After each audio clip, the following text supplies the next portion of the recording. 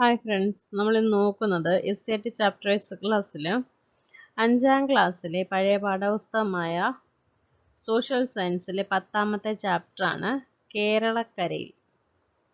Okay, നല്ലൊരു ചാപ്റ്ററാണ്. നമുക്ക് ക്ലാസ്സിലേക്ക് പോകാം. നമുക്കിതൊന്ന് വായിച്ചു നോക്കാം. പ്രകൃതി സൗന്ദര്യത്താൽ അനുഗ്രഹീതമായ നാടാണ് കേരളം. കുന്നുകളും നദികളും കായലുകളും കടൽ തീരവും വൈവിധ്യമാർന്ന സസ്യജന്തുജാലങ്ങളും മിതമായ കാലാവസ്ഥയും കേരളത്തിന്റെ സവിശേഷതകളാണ്. ഇനി എന്താ പറയുന്നേ? പ്രശസ്ത സാഹിത്യകാരനായ ശ്രീ SK പൊറ്റക്കാട് കേരളത്തെക്കുറിച്ച് വർണ്ണിച്ചിരിക്കുന്നത് നോക്കൂ. അപ്പോൾ അദ്ദേഹത്തിന്റെ ഒരു ചെറിയ കവിത കൊടുത്തിട്ടുണ്ട്, നമുക്കൊന്ന് വായിച്ചു നോക്കാം. കേരളമേ നിന്റെ യോമന പേർ കേൾക്കെ, കോൾമയിൽ കൊള്ളുന്നെന്നുള്ളമെന്നും നീരാളിപ്പച്ച വിരിച്ച വയലുകൾ, നീളെ കിടക്കും ഉൾനാടുകളും, വാരിലും പുല്ലണി കുന്നിൻ പുറങ്ങളും, നേരറ്റ നീരലർ പൊയ്കകളും, പൂത്തിരി കത്തിച്ച പാതിരാവും പിന്നെ പൂത്തിരുവാതിര പൂനിലാവും. അപ്പോൾ കേരളത്തെക്കുറിച്ചാണ് ഇവിടെ പറയുന്നത്. ഓക്കെ, ശരി. നോക്കിക്കേ, ഇവിടെ കേരളത്തിന്റെ ഒരു ഭൂപടം കാണിച്ചിട്ടുണ്ട്. നമുക്ക് കേരളത്തിന്റെ സ്ഥാനം ഇന്ത്യയിൽ എവിടെയാണെന്ന് നോക്കാമേ. നോക്കിക്കേ, ഇന്ത്യയുടെ തെക്കേ അറ്റത്തായി, നമുക്ക് ഇന്ത്യയുടെ ഭൂപടം എടുത്ത് നോക്കുമ്പോൾ അതിന്റെ താഴ്ഭാഗത്തായിട്ട് തെക്കേ അറ്റത്തായി കിഴക്ക് പശ്ചിമഘട്ടത്തിനും പടിഞ്ഞാറ് അറബിക്കടലിനും ഇടയിൽ സ്ഥിതി ചെയ്യുന്ന ഭൂപ്രദേശമാണ് കേരള സംസ്ഥാനം. നമ്മുടെ കേരള സംസ്ഥാനം എവിടെയാണ് സ്ഥിതി ചെയ്യുന്നത്? ഇന്ത്യയുടെ തെക്കേ അറ്റത്ത് പശ്ചിമഘട്ടത്തിനും പിന്നെ പടിഞ്ഞാറ് അറബിക്കടലിനും ഇടയിലായിട്ടാണ് സ്ഥിതി ചെയ്യുന്നത്. അപ്പോൾ കിഴക്ക് പശ്ചിമഘട്ടമാണ്, പടിഞ്ഞാറ് അറബിക്കടലാണ്. ഓക്കെ, ഇന്ത്യയുടെ. ശരി, ഇനി എന്താ പറയുന്നത്? കേരളത്തിന്റെ അയൽ സംസ്ഥാനങ്ങൾ ഏതൊക്കെയാണ്? ഇവിടെ നോക്കിക്കേ, ഇവിടെ നമുക്ക് ഭൂപടം കാണാനായിട്ട് സാധിക്കും. ഇവിടെ നമ്മൾ തമിഴ്നാട് കാണുന്നുണ്ട്, അതുപോലെ തന്നെ കർണാടകയും കാണുന്നുണ്ട്. ശരിയല്ലേ? അപ്പോൾ കേരളത്തിന്റെ അയൽ സംസ്ഥാനങ്ങൾ ഏതൊക്കെയാണ്? കർണാടകയും തമിഴ്നാടും. ഇന്ത്യയുടെ തെക്കുഭാഗത്തായി സ്ഥിതി ചെയ്യുന്ന കേരളത്തിന്റെ അയൽ സംസ്ഥാനങ്ങൾ തമിഴ്നാടും കർണാടകവും ആണ്. ഓക്കെ, ഇനി നോക്കിക്കേ, കേരളത്തിൽ എത്ര ജില്ലകളുണ്ട്? നമ്മൾ ഇതെന്നെ നോക്കുവാണെങ്കിൽ എത്ര ജില്ലകളുണ്ട്? നമുക്ക് 14 ജില്ലകളുണ്ട്.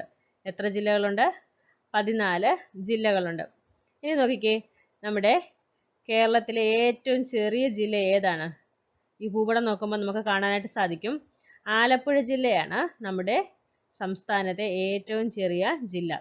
ഇനി നോക്കിക്കേ, കടൽ തീരമില്ലാത്ത ജില്ലകൾ ഏതൊക്കെ? കടൽ തീരമില്ലാത്ത ജില്ലകൾ ഏതൊക്കെയാണ്? അതിനൊരു കോഡുണ്ട്. കുട്ടികൾക്ക് LSSന്റെ പരീക്ഷ നടത്തത്തില്ലേ, അപ്പോൾ അതിൽ കണ്ടൊരു കോഡാണ്. പത്തനംതിട്ട, കോട്ടയം, ഇടുക്കി, പാലക്കാട്, വയനാട് എന്നീ ജില്ലകളിൽ കടൽ തീരമില്ല. അതിനുള്ളൊരു കോഡ് എന്താണ്? 10 കൊട്ട പാല് വായിലിട്ടു. 10 കൊട്ട പാല് വായിലിട്ടു. അപ്പോൾ കടൽ തീരമില്ലാത്ത ജില്ലകൾ നമുക്ക് കിട്ടും. ഓക്കെ, തിരുവനന്തപുരം, കൊല്ലം, എറണാകുളം, തൃശ്ശൂർ, മലപ്പുറം, കണ്ണൂർ, കാസർഗോഡ് എന്നീ ജില്ലകൾക്ക് അയൽ സംസ്ഥാനവും കടലും അതിരുകളായി വരുന്നു. അപ്പോൾ എന്താണ്? പത്തനംതിട്ടയും കോട്ടയവും ഇടുക്കി, പാലക്കാടും വയനാടും, ഈ 5 എണ്ണം ഓർത്താൽ മതി, ബാക്കി നമുക്ക് കിട്ടും. ശരി, ഇനി എന്താണ്? നമ്മുടെ തെക്കേ അറ്റത്തുള്ള ജില്ല ഏതാണ്? തെക്കേ അറ്റത്ത് കാണപ്പെടുന്ന ജില്ല ഏതാണ്? തിരുവനന്തപുരമാണ്. ഏതാണ്? തിരുവനന്തപുരമാണ്. വടക്കേറ്റത്ത് ഏതാണ്? കാസർഗോഡാണ്. ഏതാണ്? കാസർഗോഡാണ്. ഓക്കെ, നോക്കിക്കേ, ഭൂപ്രകൃതി. നമുക്ക് കേരളത്തിന്റെ ഭൂപ്രകൃതിയെ കുറിച്ച് നോക്കാം. പടിഞ്ഞാറ് അറബിക്കടലിനോട് ചേർന്ന് മണൽ നിറഞ്ഞ പ്രദേശങ്ങളിൽ തുടങ്ങി കുന്നുകളും താഴ്വരകളും കടന്ന് കിഴക്കൻ അതിർത്തിയിൽ എത്തുമ്പോഴേക്കും കുതിച്ചു പാഞ്ഞൊഴുകുന്ന കാട്ടാറുകളും ഉയരം കൂടിയ കൊടുമുടികളും ഉൾക്കൊള്ളുന്ന വൈവിധ്യമാർന്ന ഭൂപ്രകൃതിയാണ് നമ്മുടെ കൊച്ചു കേരളത്തിനുള്ളത്. പടിഞ്ഞാറ് അറബിക്കടലിനോട്. അപ്പോൾ പടിഞ്ഞാറ് ഏതാണ്? അറബിക്കടലാണ്. അത് ഓർത്തിരിക്കാൻ വേണ്ടിയിട്ട് എന്താ? പടിഞ്ഞാറ് ഞാൻ അങ്ങനെ കണക്ട് ചെയ്ത് വെച്ചേക്കുന്നേ, പടിഞ്ഞാറ് ഇവിടെ അറബിക്കടലിന് എന്ത് വരുന്നുണ്ട്? വരുന്നുണ്ട് അല്ലേ? അങ്ങനെ ഞാൻ കണക്ട് ചെയ്ത് വെച്ചേക്കുന്നത്. അപ്പോൾ പടിഞ്ഞാറ് ഏതാണ്? അറബിക്കടലാണ്. പടിഞ്ഞാറ് അറബിക്കടലിനോട് ചേർന്ന മണൽ നിറഞ്ഞ പ്രദേശങ്ങളിൽ തുടങ്ങി കുന്നുകളും താഴ്വരകളും കടന്ന് കിഴക്കൻ അതിർത്തിയിൽ, കിഴക്കെന്ന് പറയുമ്പോൾ നമ്മുടെ വലതുഭാഗത്തായിട്ട്, ഭൂപടം നമ്മളിങ്ങനെ നേരെ നോക്കുമ്പോൾ നമ്മുടെ വലതുഭാഗത്തായിട്ട് കിഴക്കൻ അതിർത്തിയിൽ എത്തുമ്പോഴേക്കും കുതിച്ചു പാഞ്ഞൊഴുകുന്ന കാട്ടാറുകളും ഉയരം കൂടിയ കൊടുമുടികളും ഉൾക്കൊള്ളുന്ന വൈവിധ്യമാർന്ന ഭൂപ്രകൃതിയാണ് നമ്മുടെ കൊച്ചു കേരളത്തിനുള്ളത്. നോക്കിക്കേ, സമുദ്രനിരപ്പിൽ നിന്നുള്ള ഉയരത്തിന്റെ അടിസ്ഥാനത്തിൽ കേരളത്തിന്റെ ഭൂപ്രകൃതിയെ എത്രയായി തരംതിരിക്കാം? 3ആയി തരംതിരിക്കാം. സമുദ്രനിരപ്പിൽ നിന്നുള്ള, ഓർക്കണം, സമുദ്രനിരപ്പിൽ നിന്നുള്ള ഉയരത്തിന്റെ അടിസ്ഥാനത്തിലാണ്. എന്തിന്റെ അടിസ്ഥാനത്തിലാണ് ഭൂപ്രകൃതിയെ തരംതിരിച്ചേക്കുന്നത്? സമുദ്രനിരപ്പിൽ നിന്നുള്ള ഉയരത്തിന്റെ അടിസ്ഥാനത്തിലാണ്. ഓക്കെ, അപ്പോൾ നമുക്ക് അപ്പുറത്തായിട്ട് അതിന് ഭൂപടം കാണിച്ചിട്ടുണ്ട്. അതിനു മുന്നേ നോക്കാം കേരളത്തിന്റെ ഭൂപ്രകൃതി വിഭാഗങ്ങൾ ഏതെല്ലാമെന്ന് നമുക്ക് ഭൂപടം നോക്കി മനസ്സിലാക്കാം. ഇവിടെ ഒന്ന് മലനാടെന്ന് കാണിച്ചിട്ടുണ്ട്, നമുക്കറിയാം, എന്നാലും നമുക്ക് ഭൂപടം നോക്കാം. നോക്കിക്കേ, ഈ ഒരു ചിത്രത്തിൽ നമുക്ക് കേരളത്തിന്റെ ഭൂപ്രകൃതി വിഭാഗങ്ങൾ കാണാനായിട്ട് സാധിക്കും. കണ്ടോ, 3 കളറിൽ അടയാളപ്പെടുത്തിയിട്ടുണ്ട്. റെഡ് കളറിൽ കാണിച്ചേക്കുന്നത് മലനാടാണ്, ഗ്രീൻ കളറിൽ കാണിച്ചേക്കുന്നത് ഇടനാടാണ്, യെല്ലോ കളറിൽ കാണിച്ചേക്കുന്നത് തീരപ്രദേശമാണ്. ഇടനാടിന്റെ സ്ഥാനം എവിടെയാണ്? ഇടനാടിന്റെ സ്ഥാനം തീരപ്രദേശത്തിനും മലനാടിനും ഇടയ്ക്കായിട്ടാണ്. ആരുടെ സ്ഥാനം? ഇടനാടിന്റെ സ്ഥാനം. ഓക്കെ, അതുപോലെ തന്നെ മലനാടിന്റെ സ്ഥാനം എവിടെയാണ്? ഇടനാടിന്റെ കിഴക്ക് അതിരാണ്. ഇടനാടിന്റെ കിഴക്കതിരായിട്ടാണ് മലനാട്. അതുപോലെ തന്നെ തീരപ്രദേശം എവിടെയാണ്? ഇടനാടിന്റെ പടിഞ്ഞാറ് അതിരായിട്ടാണ് വരുന്നത്. ഓക്കെ, ശരി. ഇനി നോക്കിക്കേ, മലനാടെന്ന് പറയുന്നത് സമുദ്രനിരപ്പിൽ നിന്ന് 75 മീറ്ററിൽ കൂടുതൽ ഉയരമുള്ള പ്രദേശമാണ് മലനാട്. ഇവിടെ കാണിച്ചിട്ടുണ്ട്, മലനാട് 75 മീറ്ററിൽ കൂടുതലാണ്. സമുദ്രനിരപ്പിൽ നിന്ന് 75 മീറ്ററിൽ കൂടുതൽ ഉയരമുള്ള പ്രദേശമാണ് മലനാട്. അതുപോലെ തന്നെ ഇടനാട് നോക്കിക്കേ, സമുദ്രനിരപ്പിൽ നിന്നും 7.5 മീറ്റർ ടു 75 മീറ്റർ വരെ ഉയരമുണ്ട്. ഇനിയും തീരപ്രദേശം നോക്കിക്കേ, സമുദ്രനിരപ്പിൽ നിന്നും 7.5 മീറ്റർ വരെ ഉയരമുള്ള ഭാഗമാണ് തീരപ്രദേശം. തീരപ്രദേശം എന്ന് പറയുന്നത് സമുദ്രനിരപ്പിൽ നിന്നും 7.5 മീറ്റർ വരെ ഉയരമുള്ള പ്രദേശമാണ്. ഓക്കെ, നോക്കിക്കേ, മലനാട് കണ്ടോ, മലനാട് ചിത്രമൊക്കെ ഇവിടെ കാണിച്ചിട്ടുണ്ട്. മലനാട് സമുദ്രനിരപ്പിൽ നിന്ന് ഏകദേശം 75 മീറ്ററിൽ കൂടുതൽ ഉയരമുള്ള പ്രദേശമാണ് മലനാട്. ഉയരം കൂടിയ കുന്നുകളും മലകളും ഒക്കെയുള്ള ഈ ഭൂപ്രകൃതി വിഭാഗത്തിൽ നിന്നാണ് നമ്മുടെ നദികളെല്ലാം ഉത്ഭവിക്കുന്നത്. ഈ ഭൂപ്രകൃതി വിഭാഗത്തിന്റെ ഭൂരിഭാഗവും എന്താണ്? വനങ്ങളാണ്. അപ്പോൾ നോക്കി വെക്കേണ്ട പോയിന്റ് 75 മീറ്ററിൽ കൂടുതൽ ഉയരത്തിൽ, അതുപോലെ തന്നെ കുന്നുകളും മലകളും ഒക്കെയാണ് ഈ ഭൂപ്രകൃതി വിഭാഗത്തിലുള്ളത്. പിന്നെന്താണ്? നദികളെല്ലാം ഉത്ഭവിക്കുന്നത് മലനാട്ടിൽ നിന്നാണ്. അതുപോലെ തന്നെ ഭൂരിഭാഗവും എന്താണ്? വനങ്ങളാണ്. ഓക്കെ, സഹ്യന്റെ മടിയിൽ. തെക്ക് തമിഴ്നാട് മുതൽ വടക്ക് ഗുജറാത്ത് വരെ വ്യാപിച്ചു കിടക്കുന്ന പശ്ചിമഘട്ട മലനിരകളുടെ ഭാഗമാണ് കേരളത്തിന്റെ മലനാട് പ്രദേശം. എന്താ പറയുന്നത്? തെക്ക് തമിഴ്നാട് മുതൽ വടക്ക് ഗുജറാത്ത് വരെ വ്യാപിച്ചു കിടക്കുന്ന പശ്ചിമഘട്ട മലനിരകളുടെ ഭാഗമാണ് കേരളത്തിന്റെ മലനാട് പ്രദേശം. അപ്പോൾ തമിഴ്നാട് ഈ ഭാഗമായിട്ടല്ലേ വരുന്നത്? തമിഴ്നാട് ഇങ്ങനെ, ഇവിടെ എന്താണ്? ഗുജറാത്ത് അല്ലേ? അപ്പോൾ ഈ ഒരു ഭാഗം വരെയാണ് എന്ത്? മലനാട് പ്രദേശം. കടുവ, പുലി, വരയാട്, സിംഹവാലൻ കുരങ്ങ് എന്നിവയും രാജവെമ്പാല ഉൾപ്പെടെ പലതരം പാമ്പുകൾ, നിരവധിയിനം പക്ഷികൾ, ചിത്രശലഭങ്ങൾ തുടങ്ങിയ അപൂർവമായ ജീവികളും പശ്ചിമഘട്ടത്തിലുണ്ട്. ഇവിടെ വരയാടിന്റെ ചിത്രവും അതുപോലെ തന്നെ മലമുഴക്കി വേഴാമ്പലിന്റെ ചിത്രവും കാണിച്ചിട്ടുണ്ട്. ഓക്കെ, തെക്ക് തമിഴ്നാട് മുതൽ വടക്ക് ഗുജറാത്ത് വരെ വ്യാപിച്ചു കിടക്കുന്ന പശ്ചിമഘട്ട മലനിരകളുടെ ഭാഗമാണ് കേരളത്തിന്റെ മലനാട് പ്രദേശം. കടുവ, പുലി, വരയാട്, സിംഹവാലൻ കുരങ്ങ് എന്നിവയും രാജവെമ്പാല ഉൾപ്പെടെ പലതരം പാമ്പുകൾ, നിരവധിയിനം പക്ഷികൾ, ചിത്രശലഭങ്ങൾ തുടങ്ങിയ അപൂർവമായ ജീവികളും പശ്ചിമഘട്ടത്തിലുണ്ട്. നമുക്കറിയാം തമിഴ്നാട് ഇവിടെയായിട്ടാണ് വരുന്നത് അല്ലെ? ഇങ്ങനെയാണ് തമിഴ്നാട് വരുന്നത്. അപ്പോൾ തമിഴ്നാടിന്റെ തെക്ക് ഭാഗം തൊട്ട് എന്താ പറയുന്നത്? ഗുജറാത്ത് വടക്ക് ഗുജറാത്ത് വരെ വ്യാപിച്ചു കിടക്കുന്ന ഈ ഭാഗമാണ് എന്ത്? മലനാട് ഉൾക്കൊള്ളുന്നത്. ഓക്കെ, നോക്കിക്കേ, ഈട്ടി, അകിൽ, ചന്ദനം, രക്തചന്ദനം തുടങ്ങിയ മരങ്ങളും പലതര ഓർക്കിഡുകളും നിറഞ്ഞതാണ് പശ്ചിമഘട്ട മേഖല. പശ്ചിമഘട്ട മേഖലയിൽ പലതരത്തിലുള്ള ഓർക്കിഡുകളുണ്ട്, അതുപോലെ തന്നെ ചില മരങ്ങളുണ്ട്. അത് ഏതൊക്കെയാണ്? ഈട്ടി, അകിൽ, ചന്ദനം, രക്തചന്ദനം. ഇനി നോക്കിക്കേ, ഈ പ്രദേശത്തിന് വേറൊരു പേരുണ്ട്. ഏതാണ്? സഹ്യപർവ്വതനിര. സഹ്യപർവ്വതനിരയെന്നും ഇത് അറിയപ്പെടുന്നുണ്ട്. ഇനി പ്രധാനപ്പെട്ട ഭാഗമാണ് നിശബ്ദതയുടെ താഴ്വരയിൽ. നമുക്കറിയാം, മിക്ക ക്വസ്റ്റ്യൻ പേപ്പറിലും കാണുന്നതാണ് അല്ലേ? പാലക്കാട് ജില്ലയിലെ മണ്ണാർക്കാട് താലൂക്കിൽ ഉൾപ്പെടുന്ന പശ്ചിമഘട്ട വനപ്രദേശമാണ് സൈലന്റ് വാലി. സൈലന്റ് വാലി ഏത് ജില്ലയിലാണ്? പാലക്കാടാണ്. താലൂക്ക് ഏതാണ്? മണ്ണാർക്കാട്. ഓക്കെ. എന്താണ് അടുത്ത പ്രത്യേകത? ചീവീടുകൾ അപൂർവമായതുകൊണ്ടാണ് ഈ പ്രദേശത്തിന് സൈലന്റ് വാലി, നിശബ്ദ താഴ്വര എന്ന പേര് വരാൻ കാരണം. വംശനാശ ഭീഷണി നേരിടുന്ന സിംഹവാലൻ കുരങ്ങുകൾ ഉൾപ്പെടെ നിരവധി സസ്യജന്തുജാലങ്ങളുടെ ആവാസ കേന്ദ്രം കൂടിയാണ് ഈ പ്രദേശം. അപ്പൊ എക്സാമിന് ചോദിക്കുന്നത് ഇവിടെ ഏത് ജീവിയെ കാണുന്നതെന്നാണ്. ഏതാണ്? സിംഹവാലൻ കുരങ്ങനാണ്. ജില്ല പാലക്കാടാണ്. നിശബ്ദ താഴ്വര എന്ന് പറയുന്നുണ്ട്, സൈലന്റ് വാലി. ഓക്കെ. ഏത് താലൂക്കാണ്? മണ്ണാർക്കാട്. ശരി. അടുത്ത നമ്മൾ നോക്കുന്നത് ഇടനാടിനെ കുറിച്ചാണ്. സമുദ്രനിരപ്പിൽ നിന്നും 7.5 മീറ്റർ മുതൽ 75 മീറ്റർ വരെ ഉയരമുള്ള ഭൂപ്രദേശങ്ങൾ ഉൾപ്പെടുന്നതാണ് ഇടനാട്. എത്രയാണ്? സമുദ്രനിരപ്പിൽ നിന്നും 7.5 മീറ്റർ മുതൽ 75 മീറ്റർ വരെ ഉയരമുള്ള ഭൂപ്രദേശങ്ങൾ ഉൾപ്പെടുന്നതാണ് ഇടനാട്. ചെറിയ കുന്നുകളും താഴ്വരകളും നദീതടങ്ങളും എല്ലാം ചേർന്നതാണ് ഇടനാട് മേഖല. ഇത് എക്സാമിന് ചോദിക്കുന്നതാണ്. ഇത് പഠിച്ചു വെക്കണം. സ്റ്റേറ്റ്മെന്റ് ആയിട്ടൊന്ന് ചോദിച്ചിട്ടുണ്ട്. ഓക്കെ. ഇടനാടിന്റെ കിഴക്ക് എന്താണ്? ഇടനാടിന്റെ കിഴക്ക് മലനാടാണ്. പടിഞ്ഞാറായിട്ട് എന്താ വരുന്നത്? പടിഞ്ഞാറ് അതിരായിട്ട് വരുന്ന ഭൂപ്രകൃതി വിഭാഗം ഏതാണ്? തീരപ്രദേശമാണ്. ഓക്കെ. ഇനി നോക്കിക്കേ, തീരപ്രദേശം. ഇവിടെ ചിത്രങ്ങളൊക്കെ കാണിച്ചിട്ടുണ്ട്, കണ്ടോ? തീരപ്രദേശം നോക്കിക്കേ. സമുദ്രനിരപ്പിൽ നിന്നും 7.5 മീറ്റർ വരെ ഉയരമുള്ള ഭാഗമാണ് തീരപ്രദേശം. സമുദ്രനിരപ്പിൽ നിന്നും 7.5 മീറ്റർ മുതൽ ഉയരമുള്ള ഭാഗമാണ് തീരപ്രദേശം. പൊതുവെ മണൽ നിറഞ്ഞ ഭൂപ്രദേശമാണിത്. ഓക്കെ. അടുത്ത നോക്കിക്കേ, കാലാവസ്ഥ. മിതമായ കാലാവസ്ഥയാണ് കേരളത്തിൽ നിലനിൽക്കുന്നത്. എന്താണ്? മിതമായ കാലാവസ്ഥയാണ് കേരളത്തിൽ നിലനിൽക്കുന്നത്. അതികഠിനമായ ചൂടോ തണുപ്പോ കേരളത്തിൽ അനുഭവപ്പെടാതിരിക്കാൻ കാരണം എന്താണ്? കടലിന്റെ സാമീപ്യമാണ്.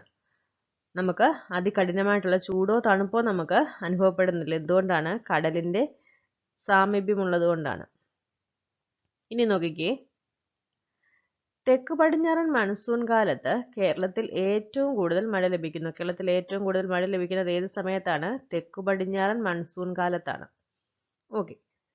ജൂൺ മാസത്തിൽ തുടങ്ങുന്ന ഈ മഴക്കാലം എങ്ങനെയൊക്കെ അറിയപ്പെടുന്നു? ഇടവപ്പാതി, കാലവർഷം എന്നിങ്ങനെ അറിയപ്പെടുന്നു. അപ്പോൾ നമുക്കറിയാം, സ്കൂളിലൊക്കെ കുട്ടികൾ പോകുമ്പോഴാണല്ലേ അതായത് സ്കൂൾ തുറക്കുന്ന ടൈം. അപ്പോൾ നല്ല മഴയല്ലേ? അപ്പോൾ ജൂൺ മാസത്തിൽ തുടങ്ങുന്ന ഈ മഴക്കാലം എങ്ങനെയൊക്കെ അറിയപ്പെടുന്നു? ഇടവപ്പാതി, കാലവർഷം. ഓക്കെ. ഇനി എന്താ പറയുന്നത്? വടക്കുകിഴക്കൻ മൺസൂൺ മഴക്കാലം തുലാവർഷം എന്നാണ് അറിയപ്പെടുന്നത്. തെക്ക് പടിഞ്ഞാറൻ മൺസൂൺ കാലത്താണ് ഏറ്റവും കൂടുതൽ മഴ ലഭിക്കുന്നത്. ജൂൺ മാസത്തിൽ തുടങ്ങുന്ന ഈ മഴ എങ്ങനെയൊക്കെ അറിയപ്പെടുന്നു? ഇടവപ്പാതി, കാലവർഷം എന്നറിയപ്പെടുന്നു. ഇനി നോക്കിക്കേ, വടക്കുകിഴക്കൻ മൺസൂൺ കാലം തുലാവർഷം എന്നാണ് അറിയപ്പെടുന്നത്. വടക്കുകിഴക്കൻ മൺസൂൺ കാലം എങ്ങനെയാണ് അറിയപ്പെടുന്നത്? തുലാവർഷം എന്നാണ് അറിയപ്പെടുന്നത്. വൈകുന്നേരങ്ങളിലെ ഇടിയോടുകൂടിയ മഴയാണ് തുലാവർഷത്തിന്റെ പ്രത്യേകത. വൈകുന്നേരം എന്താണ്? ഇടിയോട് കൂടിയ മഴയാണ് തുലാവർഷത്തിൽ. ഓക്കെ. നോക്കിക്കേ, ഏതൊക്കെ മാസങ്ങളാണ് കേരളത്തിൽ തുലാവർഷം അനുഭവപ്പെടുന്നത്? കേരളത്തിലെ തുലാവർഷം അനുഭവപ്പെടുന്നത് ഒക്ടോബർ ടു ഡിസംബർ മാസത്തിലാണ് കേരളത്തിലെ തുലാവർഷം അനുഭവപ്പെടുന്നത്. ഇനി എന്താ പറയുന്നത്? ഡിസംബർ മാസത്തോടെ കേരളത്തിൽ നേരിയ തണുപ്പ് അനുഭവപ്പെടാൻ തുടങ്ങുന്നു. നമുക്കറിയാം, ക്രിസ്മസിന്റെ ടൈമൊക്കെ അല്ലേ? അപ്പോൾ ക്രിസ്മസ്, പുതിയ വർഷം വരുന്നു, ആ സമയത്തൊക്കെ നമുക്കറിയാം തണുപ്പാണ്. ഡിസംബർ, ജനുവരി അങ്ങനെ ആ മാസങ്ങളിലൊക്കെ നമുക്ക് തണുപ്പ് അനുഭവപ്പെടാറുണ്ട്. ഇനി എന്താ പറയുന്നത്? ഫെബ്രുവരി മധ്യത്തോടെ വേനൽക്കാലം ആരംഭിക്കുകയായി. നമുക്കറിയാം, ഫെബ്രുവരി തൊട്ടങ്ങോട്ട് എന്താണ്? വേനൽക്കാലമാണ് അല്ലേ? ഫെബ്രുവരി മധ്യത്തോടെ വേനൽക്കാലം ആരംഭിക്കുകയുണ്ടായി. നോക്കിക്കേ, നമുക്ക് അതിനു മുന്നേ കാലങ്ങളുടെ, അതായത് മഴക്കാലങ്ങളെയൊക്കെ ഒന്ന് ക്രോഡീകരിച്ച് നോക്കാം. ജൂൺ മുതൽ സെപ്റ്റംബർ വരെയുള്ള തെക്ക് പടിഞ്ഞാറൻ മൺസൂൺ കാലത്താണ് കേരളത്തിൽ ഏറ്റവും കൂടുതൽ മഴ ലഭിക്കുന്നത്. ഈ കാലം ഇടവപ്പാതി, കാലവർഷം എന്നിങ്ങനെ അറിയപ്പെടുന്നു. കേരളത്തിൽ ഈ കാലത്ത് ശക്തമായ കാറ്റും വെള്ളപ്പൊക്കവും ഉണ്ടാകാറുണ്ട്. വൈകുന്നേരങ്ങളിൽ ഇടിയോടുകൂടിയ മഴയാണ് തുലാവർഷം എന്നും അറിയപ്പെടുന്ന വടക്കുകിഴക്കൻ മൺസൂണിന്റെ പ്രത്യേകത. കേരളത്തിൽ ശൈത്യകാലം കാര്യമായി അനുഭവപ്പെടുന്നില്ല. ഫെബ്രുവരി മുതൽ മെയ് മാസം വരെ വേനൽക്കാലമാണ്. അപ്പോൾ വേനൽക്കാലം എപ്പോഴാണ്? ഫെബ്രുവരി തൊട്ട് മെയ് വരെയാണ്. ഓക്കെ. ഇക്കാലത്ത് കേരളത്തിൽ വേനൽമഴ ലഭിക്കാറുണ്ടെങ്കിലും പലയിടത്തും രൂക്ഷമായ ജലക്ഷാമം അനുഭവപ്പെടാറുണ്ട്. ഓക്കെ, നമുക്കറിയാവുന്ന കാര്യങ്ങളാണ് അതൊക്കെ. ഇനിയും പറയുന്നത് വേനൽക്കാലത്ത് എന്തൊക്കെ പ്രത്യേകതകളാണ് നാട്ടിൽ അനുഭവപ്പെടുന്നത്? എന്തൊക്കെയാണ് നോക്കിക്കേ. നദികളിൽ നീരൊഴുക്ക് കുറയുന്നു. പിന്നെന്താണ്? കിണറുകളിൽ ജലനിരപ്പ് താഴുന്നു. കടുത്ത ജലക്ഷാമം അനുഭവപ്പെടുന്നു. പിന്നെന്താണ്? സസ്യങ്ങൾ വാടിക്കരിയുന്നു. ചിലയിനം വൃക്ഷങ്ങൾ ഇല പൊഴിക്കുന്നു. നമുക്കറിയാം റബ്ബറൊക്കെ ആ സമയത്ത് ഇല പൊഴിച്ച് നിൽക്കുന്ന കാണത്തില്ലേ? പിന്നെന്താണ്? കാറ്റിൽ പൊടി ഇളകുന്നു. ഓക്കെ, നോക്കിക്കേ. അടുത്തത് നദികൾ. പശ്ചിമഘട്ടത്തിൽ നിന്നാണ് കേരളത്തിലെ നദികൾ ഉത്ഭവിക്കുന്നത്. പശ്ചിമഘട്ടത്തിൽ നിന്ന് ഉത്ഭവിച്ച് കേരളത്തിലൂടെ ഒഴുകുന്ന എത്ര നദികളുണ്ട്? 44 നദികളുണ്ട്. ഇവയിൽ കബനി, ഭവാനി, പമ്പാർ എന്നീ നദികൾ കിഴക്കോട്ട് ഒഴുകുന്നവയാണ്. അപ്പോൾ കിഴക്കോട്ടൊഴുകുന്ന എത്ര നദികളുണ്ട്? കിഴക്കോട്ടൊഴുകുന്ന 3 നദികളുണ്ട്. ഏതൊക്കെയാണ്? കബനി, ഭവാനി, പമ്പാർ. അപ്പോൾ പടിഞ്ഞാറോട്ടൊഴുകുന്ന എത്ര എണ്ണമുണ്ട്? 41 എണ്ണം. കിഴക്കോട്ട് 3 എണ്ണം പോകുന്നു, 41 എണ്ണം പടിഞ്ഞാറോട്ടാണ് ഒഴുകുന്നത്. ഇനി എന്താ പറയുന്നത്? കേരളത്തിലെ ഏറ്റവും വലിയ നദി ഏതാണ്? കേരളത്തിലെ ഏറ്റവും വലിയ നദി പെരിയാറാണ്. പെരിയാറാണ് കേരളത്തിലെ ഏറ്റവും വലിയ നദി. ഓക്കെ.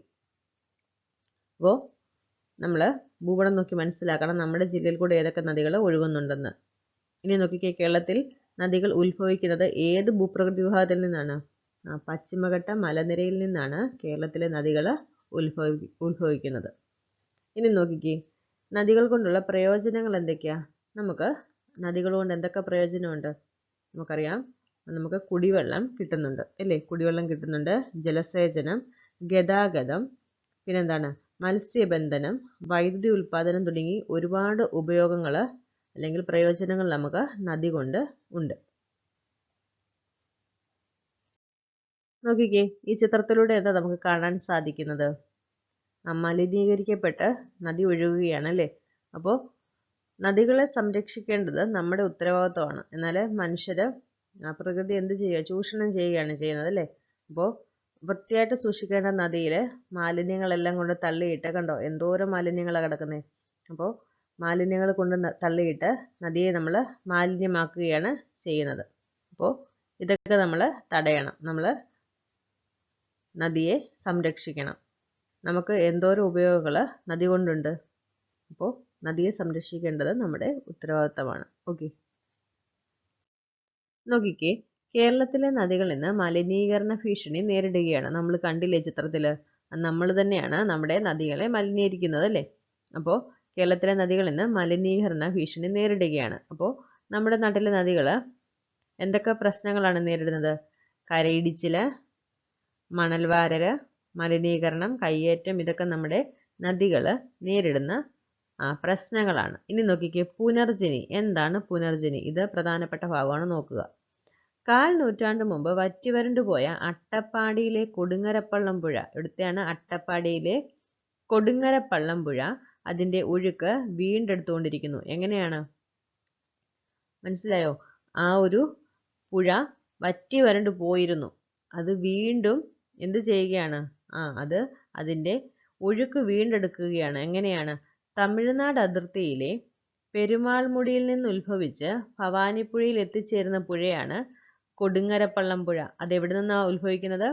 തമിഴ്നാട് അതിർത്തിയിലെ പെരുമാൾമുടിയിൽ നിന്നാണ് ഉത്ഭവിക്കുന്നത്. എവിടെ എത്തിച്ചേരും? ഭവാനിപ്പുഴയിൽ എത്തിച്ചേരും.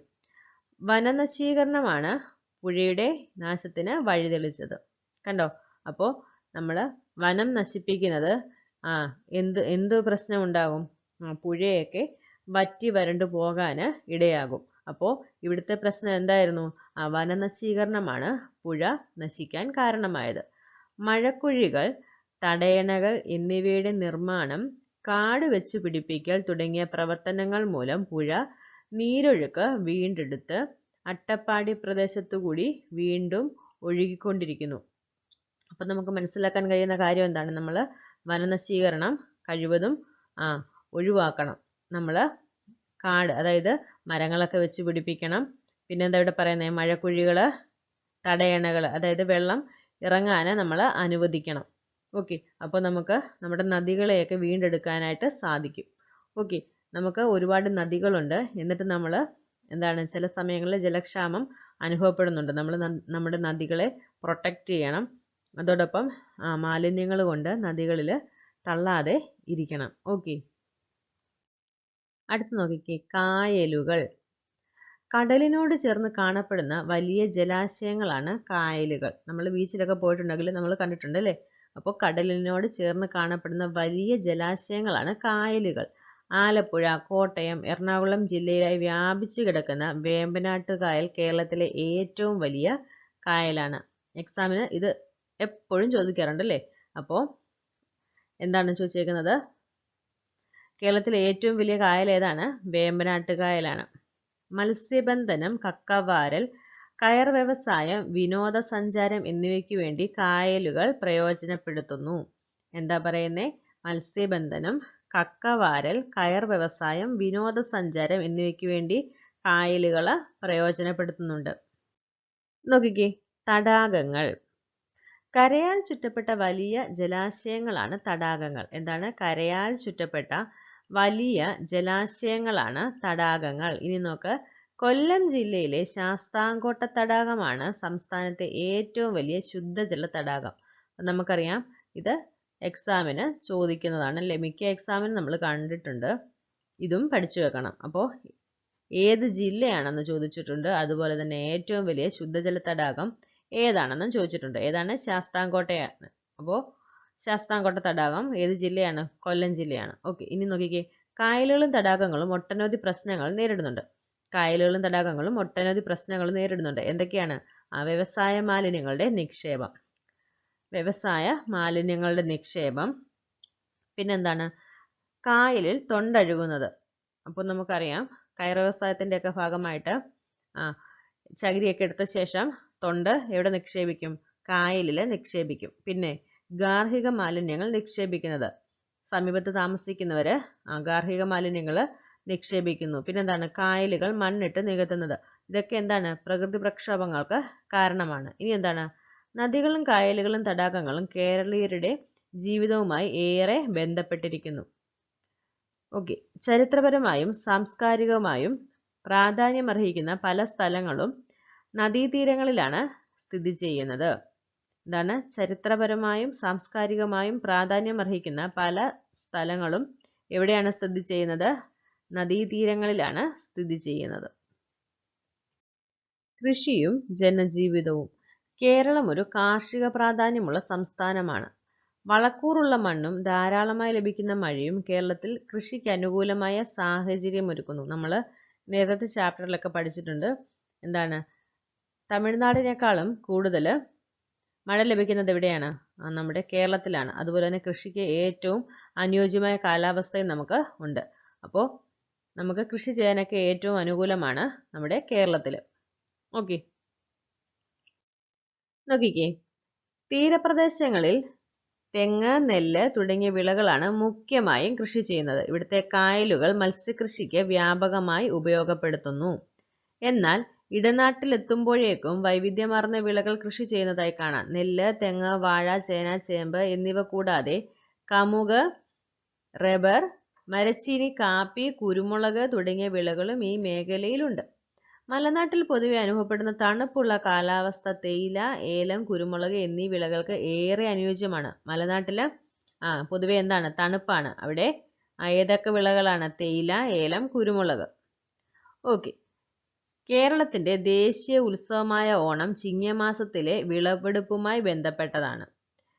കേരളത്തിലെ ദേശീയ ഉത്സവമായ ഓണം ചിങ്ങമാസത്തിലെ വിളവെടുപ്പുമായി ബന്ധപ്പെട്ടതാണ്. വിഷുവിന് കാർഷിക ഫലങ്ങൾ കൊണ്ട് കണിയൊരുക്കുന്നതും പത്താം ഉദയത്തിന് വിളയിറക്കുന്നതുമൊക്കെ കേരളീയ സംസ്കാരത്തിൽ കൃഷിയുടെ സ്ഥാനം വ്യക്തമാക്കുന്നു. അപ്പോൾ എന്താണ്? വിഷുവിന് നമ്മൾ കൃഷി ചെയ്ത ഫലങ്ങൾ വെച്ച് എന്ത് ചെയ്യുക? കണിയൊരുക്കുക ചെയ്യുന്നത് അല്ലേ. സാധാരണ ഇപ്പം നമ്മൾ എന്താ ചെയ്യുന്നത്, കടയിൽ നിന്ന് വാങ്ങിച്ചു വെച്ച് കണി കാണുക. പക്ഷേ ശരിക്കും എന്താ ചെയ്യേണ്ടത്, നമ്മൾ കൃഷി ചെയ്ത് നമ്മുടെ വിളകൾ അല്ലെങ്കിൽ ഫലങ്ങൾ നമ്മൾ കണിയായിട്ട് വെക്കണം. അങ്ങനെയാണ് ചെയ്യേണ്ടത്. ഓക്കെ. ഇനിയും വിട പറയുന്ന വിളവൈവിധ്യം. മലയാളികൾ ഇന്ന് വ്യവസായിക പ്രാധാന്യമുള്ള റബ്ബർ തുടങ്ങിയ വിളകൾ പരമ്പരാഗത വിളകൾക്ക് പകരമായി കൃഷി ചെയ്യുകയാണ്. ഉയർന്ന വിദ്യാഭ്യാസം ലഭിക്കുന്നതോടെ യോഗ്യതയ്ക്കനുസരിച്ചുള്ള തൊഴിൽ തേടി പോകുന്നവരുടെ എണ്ണം കൂടുന്നു. ഇത് യുവാക്കളിൽ കൃഷിയോടുള്ള ആഭിമുഖ്യത്തിൽ കാര്യമായ മാറ്റം വരുത്തുന്നുണ്ട്. കൂടാതെ പരമ്പരാഗത വിളകൾ കൃഷി ചെയ്യുന്നതിനുള്ള താല്പര്യക്കുറവും ഇന്ന് കേരളത്തിലെ ഒരു പ്രശ്നമായി മാറിയിട്ടുണ്ട്. അപ്പോൾ നമുക്കറിയാം, ഇന്ന് നമ്മുടെ കേരളത്തിൽ പൊതുവെ എല്ലാവരും കൃഷി ചെയ്യുന്നത് കുറവാണല്ലേ. എന്നാൽ ചിലരൊക്കെ എന്താണ് ഇപ്പോൾ കൃഷിയിലേക്ക് തിരിയുന്നവരുണ്ട്.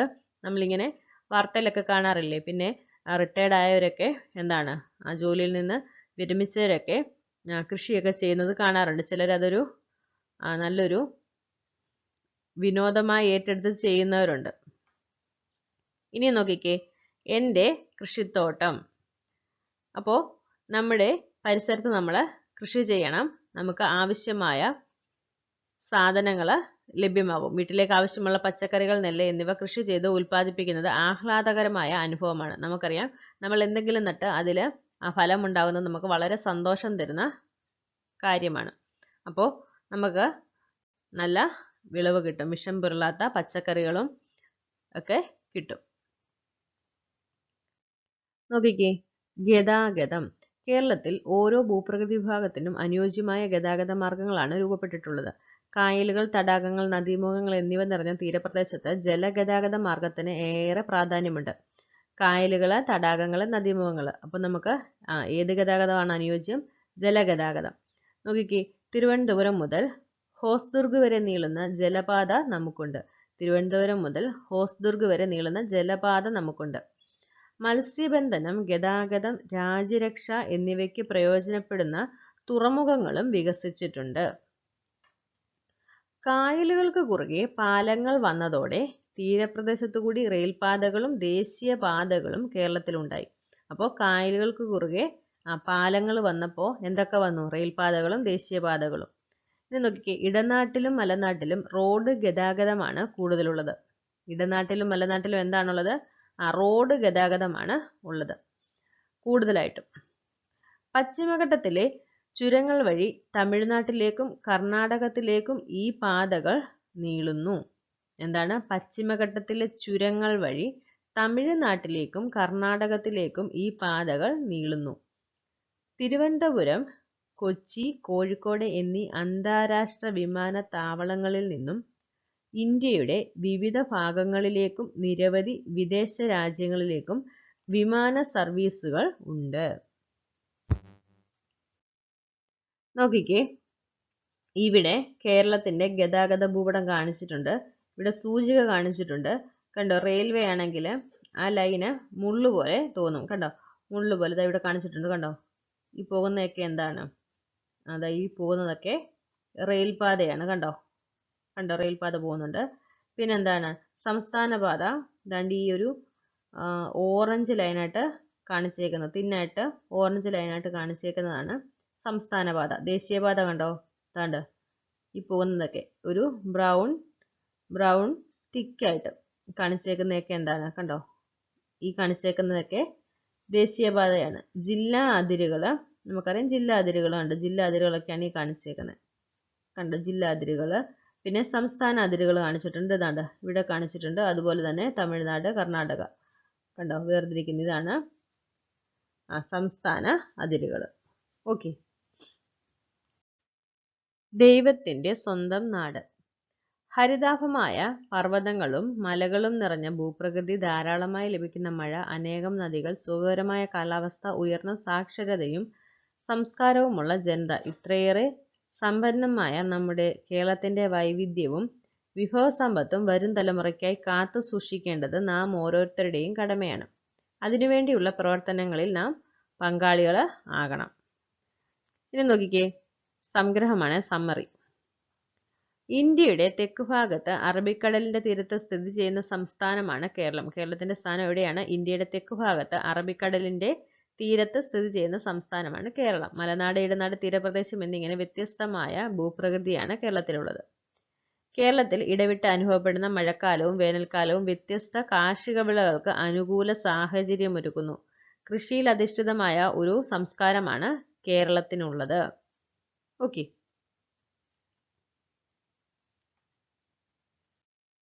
അപ്പോൾ നമ്മുടെ ഒരു ചാപ്റ്റർ കഴിഞ്ഞിട്ടുണ്ട്. നല്ലൊരു ചാപ്റ്റർ ആണ്.